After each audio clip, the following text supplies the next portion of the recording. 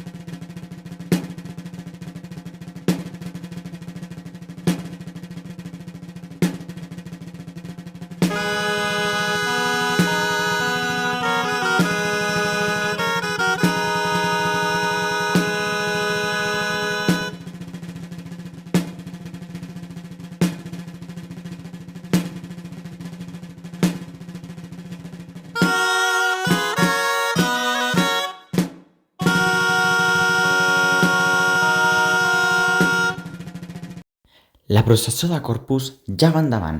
Si no em falla la memòria, nosaltres ens veiem per les Santes. Aquí estarem, preparats.